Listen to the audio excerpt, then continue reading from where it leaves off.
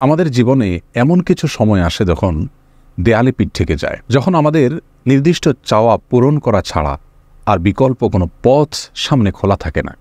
এ ধরনের পরিস্থিতিতে আল্লাহ রাব্বুল আলামিনের কাছে আমাদের মনের একান্ত কামনা বাসনাগুলোকে পূরণ করবার জন্য একটি বিশেষ পথ বাতলেছেন আমাদেরকে প্রিয় নবী সাল্লাল্লাহু আলাইহি ওয়াসাল্লাম, আর সেটি হলো ইসমে আযম।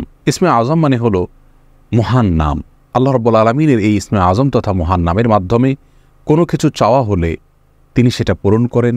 এই নামের মাধ্যমে আল্লাহকে ডাকা হলে তিনি সেটাকে সাড়া দেন। এ মর্মে নবী আলাইহিস সালামের অনেকগুলো হাদিস রয়েছে।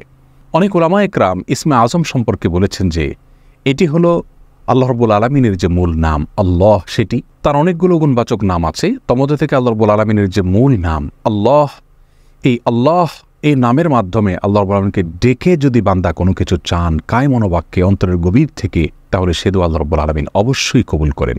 এজন্য কোনো কিছু আল্লাহ রাব্বুল আলামিনের কাছে চাওয়ার আগে যদি আল্লাহ বলে ডেকে ভালোবাসা থেকে, আস্থা থেকে, ভরসা থেকে, কায় মনোবাক্যে দীনতাহীনতার সাথে আল্লাহকে ডেকে যদি কেউ দোয়া করেন, তাহলে সে দোয়া আল্লাহ রাব্বুল আলামিন ফিরিয়ে দেন না। ইসমে আযম সম্পর্কে আরও নির্দিষ্ট করে আমরা নবী আলাইহিস সালামের যে হাদিসটি দেখতে পাই, সেটি তিরমিজিতে বর্ণিত হয়েছে, আরও বিভিন্ন হাদিসের কিতাবে বর্ণিত হয়েছে। সে হাদিস সম্পর্কে বিশ্ববিখ্যাত হাদিসবিদ হাফেজ ইবনে হাজার আল আসকালানী রাহিমাহুল্লাহ ফাতহুল বারীতে লিখেছেন যে ইসমে আযম সম্পর্কে সবচেয়ে বিশুদ্ধতম হাদিস হলো এটি। আর সেটি হলো এই যে বুরায়দা রাদিয়াল্লাহু আনহু বর্ণনা করেছেন, এক ব্যক্তি নামাজের মধ্যে একবার কিছু বাক্য বলে উঠলেন। নবী সাল্লাল্লাহু আলাইহি সাল্লাম তার কথাগুলো শুনলেন। তিনি বলে উঠলেন, আল্লাহুম্মা ইন্নী আসআলুকা বিআন্নী আশহাদু আন্নাকা আনতাল্লাহ লা ইলাহা ইল্লা আনত আল আহাদুস সামাদ আল্লাযী লাম ইয়ালিদ ওয়া লাম ইউলাদ ওয়া লাম ইয়াকুল লাহু কুফুয়ান আহাদ। তার মুখে এই বাক্যগুলো শুনে নবী আলাইহিস সালাম বলেছেন, নিশ্চয়ই এই লোকটি ইসমে আযম পাঠ করেছে। ইসমে আযমের মাধ্যমে আল্লাহ রাব্বুল আলামিনের কাছে কোনো কিছু চাওয়া হলে তিনি সেটা ফিরিয়ে দেন না। এর মাধ্যমে আল্লাহকে ডাকলে তিনি অবশ্যই তাতে সাড়া দেন। এই হাদিসের ভিত্তিতে অনেক মুহাদ্দিসিন ইকরাম বলেছেন এটি হলো সেই দোয়া যেটাকে ইসমে আযম বলা হয়, যার মাধ্যমে এটি পাঠ করার পর আল্লাহর কাছে কোনো কিছু পেশ করলে সেটাকে অবশ্যই আল্লাহ তাআলা পূরণ করেন। মনের যে কোনো ভালো আশা আল্লাহ তাআলা পূরণ করে থাকেন।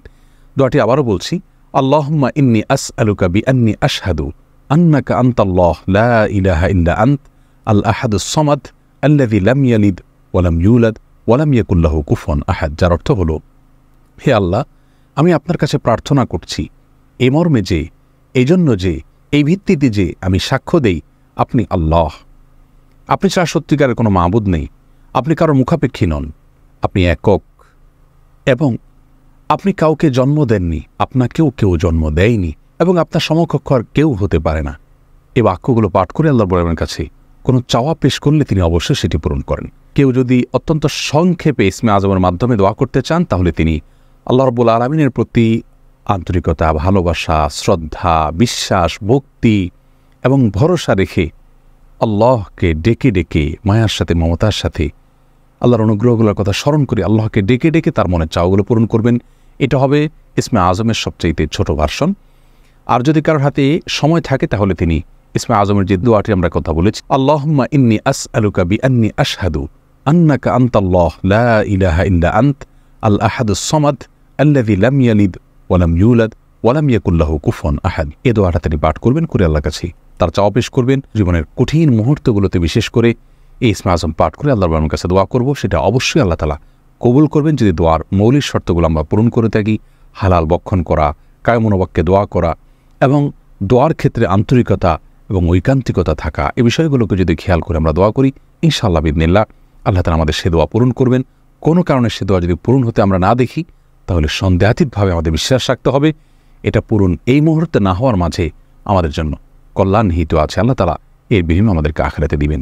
এছাড়াও দোয়া ইউনুসের মাধ্যমে লা ইলাহা ইল্লা আনতা সুবহানাকা ইন্নী কুনতু মিনাজ জালিমিন, এটা পাঠ করেও যদি কেউ দোয়া করেন, তার মাধ্যমে আল্লাহ রাব্বুল দোয়া কবুল করেন। এবং হাদিস বর্ণিত হয়েছে আল্লাহ তাআলা আমাদের সবাইকে ইসমে আযমের মাধ্যমে আল্লাহর কাছে জীবনের কঠিন মুহূর্তগুলোতে দোয়া পেশ করার তৌফিক দান করুন।